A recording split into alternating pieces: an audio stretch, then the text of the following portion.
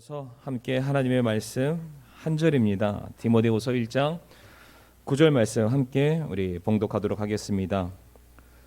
제가 가지고 있는 성경 신약 성경 321쪽에 있습니다. 디모데후서 1장 9절 한 절의 말씀을 우리가 한 목소리로 함께 받들어 읽겠습니다. 시작. 그분께서 우리를 구원하시고 거룩한 부르심으로 부르신 것은 우리의 행위에 따른 것이 아니요 자신의 목적과 은혜에 따른 것이니라. 그 은혜는 세상이 시작되기 전에 그리스도 예수님 안에서 우리에게 전하여 주었어요. 아멘. 말씀을 위해서 함께 기도하겠습니다. 하나님 감사합니다. 또 이렇게 수요일날 또 저희들 예배의 자리를 잊지 아니하고 이 자리로 불러주심을 인하여 감사를 드립니다. 하나님 이 시간도 우리들 참 동일한 마음으로 하나님의 말씀 앞에 우리가 아멘으로 화답하게 하여 주옵시고 그 말씀이 우리들에게 생명이요 이 땅을 살아가는 데 있어서 소망의 말씀 될 수 있도록 하나님 도와주시옵소서. 참 살아가는 성도님들 삶에 무거운 많은 짐들을 가지고 또 하루하루 살아가고 계십니다.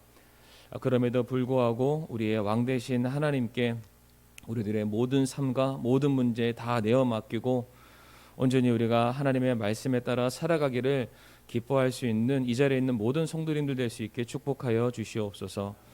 예배의 시정일관을 아버지의 손에 맡겨드리오며 예수님의 이름으로 기도를 드리옵니다. 아멘. 자리에 앉으시겠습니다. 오늘은 디모데후서 1장 9절 말씀을 통해서 은혜를 아는 성도라는 제목으로 함께 말씀을 나누기를 원합니다. 오늘 본문 말씀이 우리에게 전해주는 메시지는 굉장히 간결합니다. 주제가 무엇이냐면은 우리가 구원받아 하나님의 자녀가 된 것, 그리고 거룩한 백성으로 이 죄악 많은 세상에서 구별된 것은 단 하나, 바로 하나님의 은혜라는 것입니다. 화면을 보시게 되면은 은혜라는 단어의 정의가 있습니다. 사전적인 정의이기도 하고 그리고 성경에서 말하는 정의이기도 합니다. 같이 한번 읽어볼까요? 시작. 없는 자에게 베풀어지는 호의. 받을 만한 자격이 없는 자, 그럴 만한 어떠한 행한 일도 없고요, 됨됨이도 올바르지 못하고 어쨌든 간에 받을 자격이 없는 그런 사람들에게 베풀어지는 호의가 성경은 바로 은혜다라고 말씀을 하고 있습니다. 성경은 모든 사람들을 다음과 같이 정의하고 있습니다. 로마서 3장 23절 말씀 보게 되면 모든 사람이 죄를 지어 하나님의 영광에 이르지 못하더니 라고 되어 있습니다. 모든 사람은 죄인이라고 말씀하고 있습니다. 또한 창세기 6장 5절의 말씀을 보게 되면 하나님께서 사람의 사악함이 땅에서 크고 또 그의 마음에서 생각하여 상상하는 모든 것이 항상 악할 뿐임을 보셨다라고 말씀하고 계십니다. 원래 죄인인데 그 죄인이 하는 생각, 그 마음의 동기, 계획, 심지어 그런 모든 것까지도 다 더럽고 추악하다라고 말씀하고 계십니다. 그리고 시편 51편 5절 말씀 보게 되면 보소서 내가 불법 가운데 형성되었으며 내 어머니가 죄 가운데서 나를 수태하셨나이다 라고 말씀하고 있습니다. 태생 자체가 또한 죄인이다 라고 말씀하십니다. 그러니까 이와 같은 말씀을 제가 성경에서 더 찾아보라, 더 많이 찾아볼 수도 있습니다. 대표적인 말씀만 몇 군데 가져오게 되었는데 성경은 말하기를 모든 인간들은 죄인이다 라고 말씀하고 계십니다. 우리가 행하는 일을 통해서만이 우리가 죄인으로서 드러나는 것이 아니라 우리가 방금 전에 읽었던 말씀처럼 우리의 마음의 생각과 동기 그리고 태생과 출생 모든 것이 우리가 죄인이다라는 것을 여실히 성경은 증명해 주고 있습니다. 물론 우리가 옆에 있는 사람과 사람 서로가 비교해 보면은 옆에 있는 사람보다 조금 더 나은 사람이 있을 수 있습니다. 다른 사람보다는 내가 조금 더 착한 사람이라고 서로가 칭찬해주고 축해줄 수는 있을지도 모르겠습니다. 하지만 그건 어디까지나 사람과 사람 사이에서 조금 더 낫다 못하다 이런 수준일 뿐이지 하나님께서 보시기에는 모든 사람들은 그저 죄인일 뿐입니다. 이처럼 철저한 죄인이 어떠한 착한 행위를 한다고 해서 그 사람이 의인이 되겠습니까? 우리가 봤던 그 말씀처럼 죄인들이 아무리 착한 행실을 한다 할지라도 그의 마음의 동기와 생각조차 악하기 때문에 결코 그 어떤 일도 올바르다, 의롭다, 선하다라고 말할 수 있는 것은 단 하나도 존재하지 않습니다. 바로 이와 같은 죄인들을 향해서 우리가 읽었었던 아까 은혜죠. 받을 만한 자격 없는 사람들에게 베풀어지는 호의, 은혜가 더해지게 됩니다. 에베소서 2장 8절 말씀, 우리가 잘 아는 말씀인데 우리 성도님들 우리 한 목소리 한번 읽어볼까요? 에베소서 2장 8절 말씀 시작.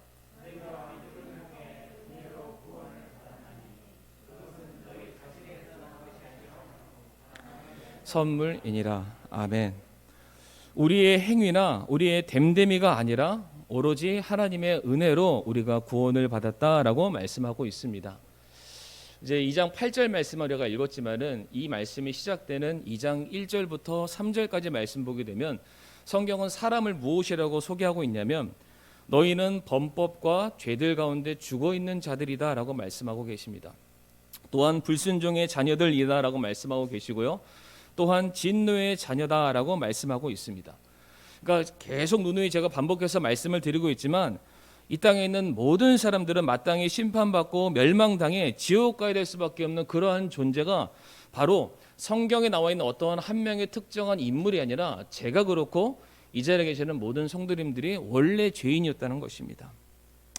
이와 같은 우리가 이제 하나님의 은혜로 말미암아 죄사함을 얻게 되었고 이제 영생을 소유하게 되었고 이제 심판에서 건짐을 받게 되었고 이제 하나님의 자녀 천국 백성이라고 우리가 그렇게 불림을 받고 있고 우리가 그것을 우리들의 삶의 소망으로 삼고 있습니다. 그것이 무엇 때문입니까? 네, 은혜 때문입니다. 바로 하나님의 은혜. 그래서 우리가 오늘 읽었던 말씀이죠. 디모데후서 1장 9절 말씀을 근거로 해서 과연 그렇다면 우리가 어떻게 하는 것이 신앙생활을 잘 하는 것인가, 어떠한 사람이 정말로 믿음 좋은 사람인가 우리가 규정을 짓는다면 그 기준이 무엇이냐면 바로 은혜를 아는 겁니다. 내게 더해진 은혜, 내게 부어진 은혜, 내가 소유하고 있는 그 은혜에 대한 정확한 가치, 정확한 의미를 깨달아서 정말로 그의 삶 속에서 감사가 넘쳐나는 성도가 진짜 은혜를 아는 성도다라고 말씀을 드리기를 원합니다. 자, 그러면은 은혜를 아는 자, 은혜를 온전히 깨닫는 그 성도는 과연 어떠한 모습을 가지면서 살아갈까요? 우리는 일반적으로 구원받고 난 그 이후에 우리들의 삶이 형통하고 자식들이 잘 되고 건강하고 아무런 문제가 없는 그런 상태가 되었을 때에 그때 가도 우리가 은혜 받았다, 복 받았다라는 그런 생각들을 한 번쯤 하게 됩니다. 성도님들 그런 부분들 동의하시나요? 내 삶에 환란이 있고 어려움이 있고 낙심되고 그런 문제가 있으면은 바로 그 순간에 원래는 성경이 말하는 바는 그럼에도 불구하고 내가 은혜 받았다라고 우리가 고백을 해야 하지만 실제로 문제 앞에서 내가 은혜 받았다라고 말하는 것은 참 쉽지 않은 부분이기도 합니다. 그러니까 일반적으로 내가 참 잘 되고 모든 문제들이 해결되는 그런 상황 속에서 내가 은혜 받았다라고 우리가 생각하기 마련인데 성경이 말하는 은혜 그리고 성경에서 은혜를 받았다고 말하는 사람들의 삶의 간증과 신앙의 고백을 보게 되면 우리가 알고 있는 은혜와 많이 차이가 있다는 것을 알 수가 있습니다. 그러니까 대표적으로 다윗의 경우에는 그가 사울 왕의 시기로 말미암아 그의 젊은 시절 도망자의 삶을 살게 됩니다. 우리 성도님들 잘 아실 겁니다. 그러니까 광야로 도망가고 숲으로 도망가고 먹을 것이 없어서 빈공한 상태로 도망가고 목숨이 경각에 달아서 정말로 언제 죽을지 모르는 그러한 삶을 살았던 다윗이 말하기를 하나님은 나의 목자 되시기 때문에 내게 부족함이 없습니다. 감사합니다. 그의 모든 신앙의 간증이 시편에 놀랍게 기록되어 있는 것을 잘 아시고 계실 겁니다. 뿐만 아니라 신약의 사도 바울의 경우에는 그의 몸에 가시죠. 질병이 제거가 되기를 여러 차례 기도했지만 그의 삶에 그의 기도는 응답을 받지 못하게 됩니다. 그리고 또한 바울은 복음 때문에 생명이 위태로운 수많은 상황을 그가 겪게 되는데도 불구하고 그의 고백이 무엇이었냐면은 내 은혜가 내게 족하다라는 그런 고백을 남기게 됩니다. 그러니까 눈에 보여지는 것 우리가 세상에서 누리는 그런 것들을 통해서 내가 은혜 받았다, 복 받았다 이와 같은 기준이 될 수 없다는 것을 우리가 알 수가 있다는 것입니다. 또 하나 말씀을 찾아보게 될 텐데요. 에베소서 1장 3절의 말씀이 되겠습니다.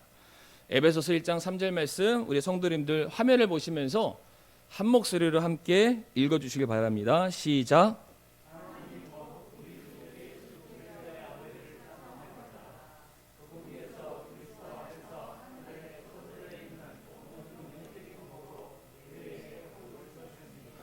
아멘.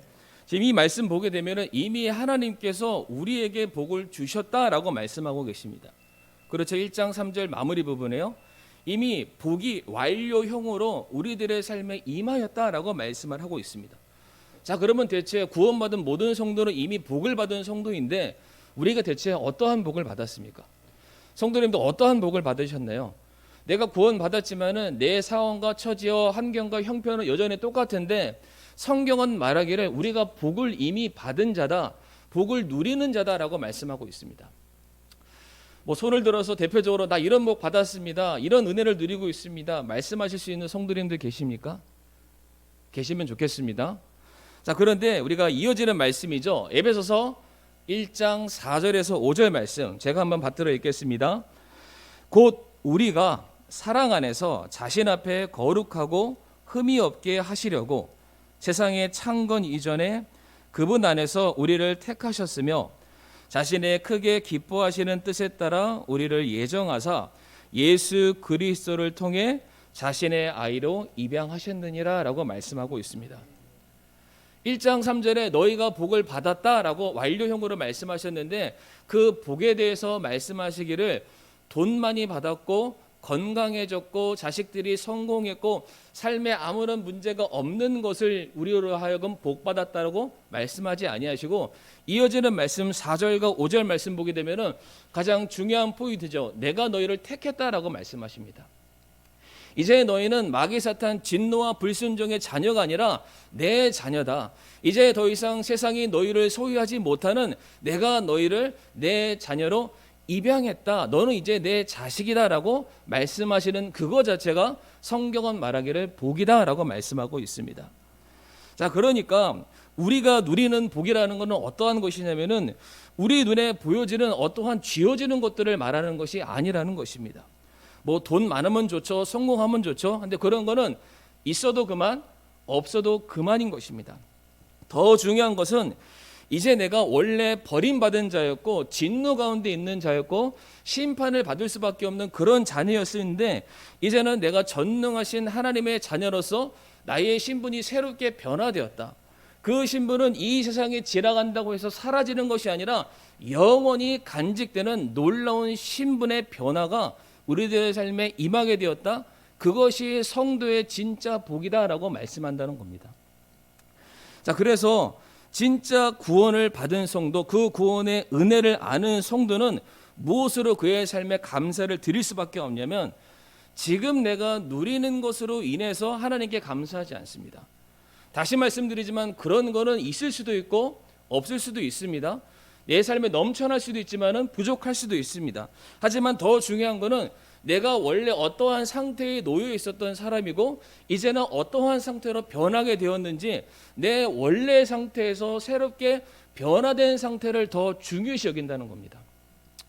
최근에 우리가 뉴스를 보게 되면은 입양에 관련된 이야기가 많이 나오는 거 아시죠? 제가 뭐 그것에 대해서 이 시간에 뭐 왈가왈부하고 그런 건 아니고요. 제가 그거가 관련돼서 제가 영상 하나를 보게 됐습니다. 그게 뭐냐면 이제 정상적인 방법 절차를 통해서 이제 입양된 한 성인이 이제 된 사람입니다. 이제 어렸을 때 입양이 돼가지고 그래서 자기의 입양 과정에 대해서 이제 소개하는 인터뷰 내용이었었는데 얘기를 쭉 들어보니까 이제 요약하면 이렇습니다. 나는 예전에 내 부모에 의해서 원래 부모에서 버림을 받았다. 그래서 나는 이 세상을 살아갈 수 있는 소망도 없었고 난 참 무가치한 존재다라고 생각을 했었는데 그런 나에게 또다시 내가 사랑을 받을 수 있는 또 다른 기회를 내가 얻게 되었다. 그래서 그 부모를 통해서 먹을 거, 입을 거, 마실 거, 내가 살아가면서 삶에서 누려야 되는 모든 것들, 뭐 학교를 가는 것들, 심지어 자고 누리는 모든 것들을 내가 그 부모를 통해서 누리게 되었다. 그러면서 그때마다 내가 이 부모에게 할 수 있는 딱 한마디는 무엇이었냐면 부모님 고맙습니다. 내게 옷 사줘서 고맙습니다. 먹을 거 사줘서 고맙습니다. 이런 말 하지 않았답니다. 그 사람 하는 말이 뭐였냐면은 나를 아들 삼아줘서 고맙습니다. 나를 버리지 않아서 고맙습니다. 나를 당신의 자녀로 삼아줘서 고맙습니다.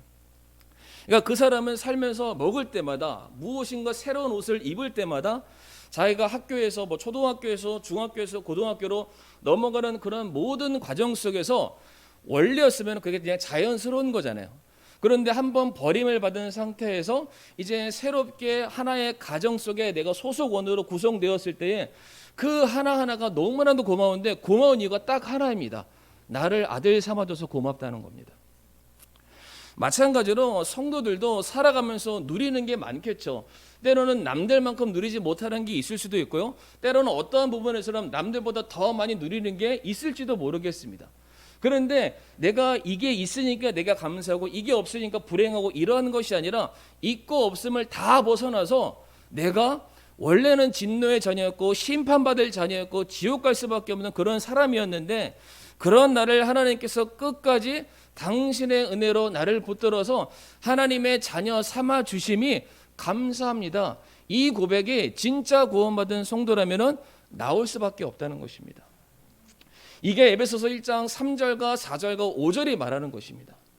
아니 천하를 지으시고 만물을 조성하시고 모든 것을 주관하시는 하나님께서 우리를 향해 말하기를 내가 너의 아버지다라고 말씀하신다면 그것보다 더 크고 놀라운 축복과 은혜가 과연 어디에 있겠습니까?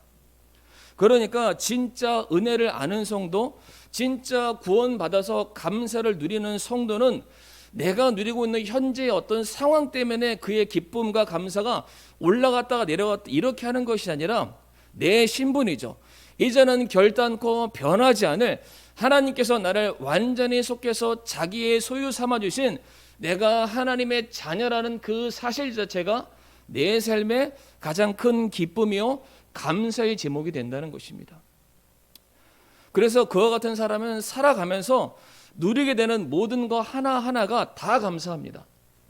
왜 그럴까요? 내가 하나님의 자녀가 아니었다면 내가 간구해도 들어줄 이가 없으시잖아요. 내가 하나님의 자녀가 아니었다면 이렇게 살다가 제 가운데 멸망하고 진멸당해서 지옥 가도 당연한 그런 인생이었잖아요. 그런데 하나님께서 그런 나를 자녀 삼아 주셔서 말씀을 통해서 가르쳐 주시고 빛된 길로 우리를 인도하시고 우리들의 삶에 우리들의 간구를 날마다 들어주시면서 응답해 주시니까 이제는 그런 거 하나하나가 감사할 수밖에 없는 것입니다. 그게 진짜 구원받은 성도 안에서 터져 나와야 되는 신앙 고백이 되는 것입니다. 그러면서 거꾸로 이제는 죄에 대해서 민감하게 반응할 수밖에 없습니다. 왜 그렇습니까? 자칫 잘못하면은 내가 하나님의 자녀가 아니었다면은 내가 원래도 죄인이지만 내가 살아가면서 짓게 되는 모든 죄로 말미암아 이 땅에서도 심판받고 이 땅에서도 징계받을 것이고 영원한 지옥과 불못에서 영원토록 형벌받게 되는 그 인생을 그가 한번 경험을 했었잖아요. 그러니까 죄를 짓는 상황 중에서 아 맞아 내가 원래 죄인이었었지. 내가 원래 죄 가운데 머물 수밖에 없었지 내가 그의 모든 죄의 값을 달게 받을 수밖에 없었는 그런 존재였었는데 그런 내가 하나님의 은혜로 이렇게 건진받게 되었는데 어떻게 내가 죄를 또 짓나? 내가 어떻게 죄의 상태에 머물 수 있을까? 내가 그러면 안 되지 그러면 안 되지. 이게 살아가면 살아갈수록 하나님의 은혜가 자기에게 크게 작용되면 작용될수록 그 성도는 죄에 대해서 민감하게 반응하는 것이고요. 작은 것에도 감사하는 삶을 살아갈 수밖에 없다는 것입니다. 이게 어려운 얘기가 될 수도 있고 쉬운 얘기가 될 수도 있습니다. 아마 우리 성도님들 신앙의 연수가 길면 길수록 정말로 많이 느끼시는 부분이 있으리라고 생각을 합니다. 모든 것이 다 하나님의 은혜다. 간혹 그런 말씀들을 혼자서 이렇게 외치지 않으시나요? 살면서 야 이것도 하나님의 은혜고 야 저것도 하나님의 은혜고 정말 올 한 해 내가 아무것도 못할 것 같았었고 정말로 세상 모든 것들이 문 닫는 그런 상황 속에서도 야 어떻게 또 한 해를 지나왔네? 그러면서 뭐라고 얘기합니까? 야 이것도 하나님의 은혜였구나. 내가 뭐 잘해서 내가 뭐 대단해서 내가 잘나서 하는 거 하나도 없잖아요. 돌이켜 보면은 꼭 하는 말이 무엇입니까?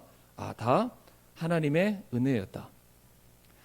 이와 같은 신앙 고백을 하는 우리 성경의 대표적인 한 명의 인물이 있는데요. 제가 그 인물을 오늘 소개해 드림으로써 이 말씀을 마무리하기를 원합니다. 바로 사도 바울입니다.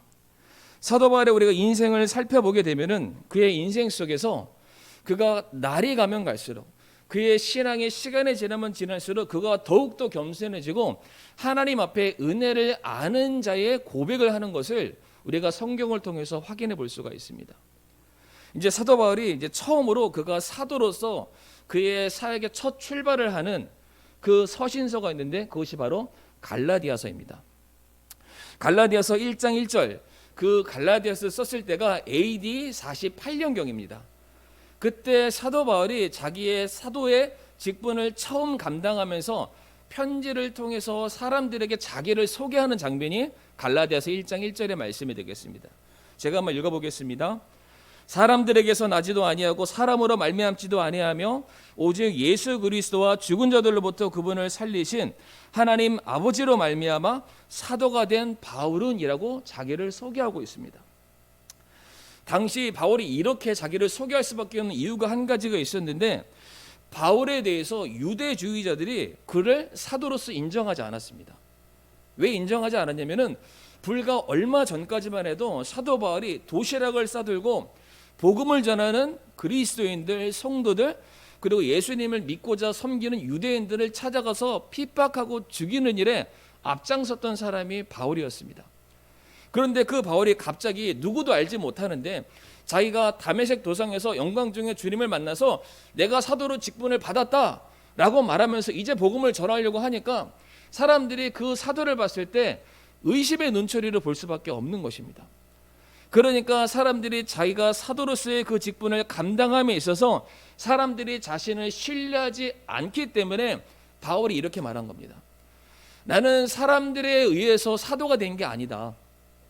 나는 어떠한 당신들이 받았던 그런 절차나 사람들의 인정함을 통해서 사도가 된 게 아니라 나는 당신들과 급이 다르다. 나는 하나님께서, 주님께서 직접 사도로 나를 임명해 주셨다. 당신들이 나를 그렇게 폄하하거나 낮게 볼 수 있는 그런 수준의 사람이 아니다. 지금 바울은 자기의 사도 직분에 대해서 변호하고 있고 그것을 스스로 지금 방어하고 있는 상황입니다. 그러니까 지금 이 고백이 사도 바울이 교만하다 이런 것을 말씀드리는 것이 아니라 그때 당시에 바울이 자기 자신을 지키기 위해서 자기 자신을 변호할 수밖에 없는 그런 상황이었습니다. 그런데 지금 이 고백을 AD 48년경에 썼는데 그로부터 7년이 지난 AD 55년경에 가게 되면 이제 고린도전서를 쓰게 됩니다. 그때에도 마찬가지로 사도 바울이 자기 자신에 대해서 사람들에게 소개하는 장면이 나옵니다. 고린도전서 15장 9절 말씀에 뭐라고 되어 있냐면은 나는 사도들 중에서 가장 작은 자니라 내가 하나님의 교회를 핍박하였으므로 사도라고 불리기에 합당하지 않다라고 말합니다. 7년 전에는 나 사도야, 나 너희들과 같은 급의 사도가 아니라 예수님께서 직접 임명하신 그런 사도야 라고 말했던 그런 사도 바울이 7년이라는 시간이 지나고 나서 자기 자신을 소개할 때에 사도 위에 있었던 사도가 아니라 이제는 사도 밑에 사도라고 얘기하고 있습니다. 말씀을 보시니까 이해가 되시죠? 나는 사도라고 불리기에 합당하지 못하다. 그러면서 그 이유를 말하기를 내가 하나님의 교회를 핍박했던 자였다라고 말합니다. 성도님들, 원래 이 고백은 고린도전서 15장 9절에 나와 있는 이 고백은 원래 갈라디아서 1장 1절에 나왔어야 되는 고백입니다. 왠지 아시나요? 사람들이 일단 바울을 의심했잖아요. 그리고 그 의심한 사람들은 이미 바울로 말미암아 핍박을 받은 사람들입니다. 바울을 받아들이기 꺼림칙한 그런 사람들이죠. 아마 그들이 원한 게 있다면 바울에게 사과를 받는 것을 원했을지도 모릅니다. 그러니까 원래 갈라디아서 1장 1절에서 바울이 말하기를 나 예수님이 선택한 사도인데 미안하다. 내가 너희들을 핍박했던 자였는데 이제 주님의 은혜로 사도 직분 감당해서 내가 너희를 섬기는 사도가 되고 싶다. 이렇게 말을 했어야 맞는 것입니다. 그런데 그때 당시에는 그렇게 고백하지 않고 이제 7년이 지난 그 시점에 그의 신앙이 성숙하고 성장하는 과정을 겪으면서 했던 말이 무엇이냐면은 나는 사도들 중에 사도라고 불리기를 내가 감당하지 못하겠다. 내가 원래 나쁜 사람이다. 내가 참 잘못이 많고 연약함이 있는 사람이다. 그거를 좀 인정해 다오라고 그렇게 사람들 앞에 조금은 겸손해진 모습으로 자기를 소개하고 있습니다. 그러면서 이어지는 고린도전서 15장 10절 말씀이죠. 뭐라고 얘기하고 있냐면 하나님의 은혜로 내가 지금의 내가 되었으니 내게 베푸신 그분의 은혜가 헛되지 아니하여 내가 그들 모두보다 더 많이 수고하였으나 내가 아니요 오직 나와 함께 하신 하나님의 은혜다라고 말하고 있습니다. 그러니까 내가 사도가 된 거는 내가 뭐 잘나서 내가 로마의 시민권이 있고 가말리엘의 수하였고 유대인 중에 유대인이고 히브리인 중에 히브리인이기 때문에 나 같은 사람밖에 사도가 될 수 없어 이렇게 말하는 것이 아니라 내가 사도가 된 것은 철저하게 하나님의 은혜 때문이었다라고 고백을 하고 있습니다. 사도 바울이 7년이라는 시간의 과정 속에서 무엇을 자신을 돌아봤겠습니까? 말씀이라는 거울 앞에 자신을 들이대고 복음이라는 거울 앞에 자신을 비춰봤을 때마다 그때마다 추악한 자기의 모습을 아마 확인했을 것입니다. 말씀이라는 거울을 비춰보면 비춰볼수록 그때마다 더럽고 추악하고 여전히 세상과 타협하는 자신의 연약한 모습을 발견하게 됐을 것입니다. 제가 왜 이렇게 말씀드리냐면은 지금 고린도전서를 쓰고 있는 같은 시기에 썼던 또 하나의 서신서가 있는데 그게 바로 로마서입니다. 시기상 비슷한 시기인데 로마서 7장 24절에 바울이 이렇게 고백을 하게 됩니다. 오 나는 비참한 사람이로다. 이 사망의 몸에서 누가 나를 건져내랴라고 고백하고 있습니다. 바울이 정말로 무엇인가 잘못했을까요? 그가 사도직을 감당함에 있어서 무엇인가 결정적인 결함이 있었을까? 그렇지는 않습니다. 그런데 바울이 예수님을 닮기 위해서 예수님의 흔적을 몸에 새기기 위해서 누구보다 노력했던 사람이었는데 그 바울이 그렇게 함에 있어서 내 옛 성품과 내 새 성품이 서로 날마다 싸운다. 내 안에 썩어져가는 육신이 여전히 발견되고 있는 그 나를 바라보면서 너무나도 안타깝다라고 고백을 하고 있습니다. 그의 신앙이 갈수록 성숙하고 있다. 네 성숙한다는 게 성경 많이 읽고 해박하다 이게 아니라 은혜를 알기 때문에 내게 부어진 하나님의 은혜를 그가 깨달아 알았기 때문에 자기 자신이 원래 죄인이었음을 자각하고 고백하는 사람으로 더 낮아지게 되었다는 것입니다. 자, 그런데 여기에서 그치지 않습니다. 이후로 8년이라는 시간이 지나고 난 이후에 AD 63년경에 사도 바울이 에베소서를 쓰게 됩니다. 에베소서 3장 8절 말씀 보게 되면 우리 성도님들 한번 읽어주시기 바랍니다. 시작.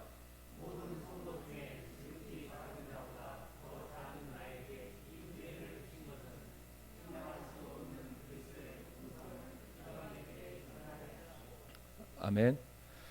사도 바울의 심경의 변화가 느껴지십니까? 갈라디아에서는 사도 위에 사도였습니다. 고린도전서 가니까 사도 밑에 사도죠.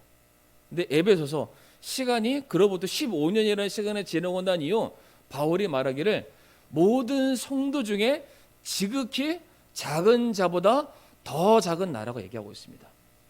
그러니까 옛날에는 사도 위에 사도였는데 조금 지나니까 사도 밑에 나는 꼴찌. 근데 시간이 더 지나니까 다른 성도들에 비해서 내가 과연 믿음 있는 자라고 할 수 있을까? 내가 진짜 사도의 직분을 감당할 만한 자격이 나에게 있을까? 더 겸손한 모습으로 그의 신앙이 그의 자기에 대한 인식이 변화되었다는 것을 우리가 확인을 할 수가 있습니다. 그런데 다시 말씀드리지만은 사도 바울이 이 15년이라는 시간에 지나고 난 그 이후 그가 사도로서 결격 사유가 있으니까 이런 말을 하는 것이 아닙니다. 이 고백을 하고 있는 에베소서와 동일선상에 있는 빌립보서 말씀 보게 되면은 바울이 자기가 가르치고 있는 자기가 양육하고 있는 성도들에게 무엇이라고 얘기를 하냐면 너희가 내 안에서 배우고 받고 듣고 본 그것을 행하라 그리하면 평강의 하나님께서 너희와 함께 하시리라라고 말하고 있습니다. 은혜를 알기 때문에 또한 뭐라고 얘기하냐면 너희가 나를 본받아야 된다고 얘기하고 있습니다. 나이가 가지고 있는 교만함과 어떠한 세상에 더 많이 가지고 있는 것을 본받아라 그런 얘기하는 것이 아니라 내가 정말 죄인인 것을 깨닫고 하나님의 은혜로 하루하루 살아가고 있는 그런 나의 모습을 본받는 자가 되어야 된다라고 말하는 사람이 되었다는 것입니다. 시간이 갈수록 어떠한 사람이 되고 있습니까? 갈수록 겸손한 자가 되고 있습니다. 아마 대부분의 많은 성도들은 내가 사도 바울이 되기를 원할 겁니다. 자기 자신이 그 교회 안에서. 그만큼 권위가 있고 그만큼 사람들이 나를 신뢰하고 따르고 말씀에 대해서 야, 그 성도 찾아가고 그 집사 찾아가면 다 해결돼. 그래서 성도들이 목사님 다음으로 막 추앙하고 따르는 그런 사람이 되고 싶어 할지도 모르겠습니다. 우리가 바라는, 우리가 상상하는 사도 바울의 모습. 그런데 성경을 보게 되면 그 사도 바울의 모습은 갈수록 겸손해지고 있습니다. 자기 자신을 드러내기를 꺼려할 정도로. 자, 이 이후에 한 번 더 나오는데요. 이제 바울이 죽기 전에 1년 전에 디모데전서 말씀을 보게 되면 이와 같은 신앙의 정의, 자기 자신에 대한 고백을 남기고 있습니다. 디모데전서 1장 12절과 15절 말씀인데요.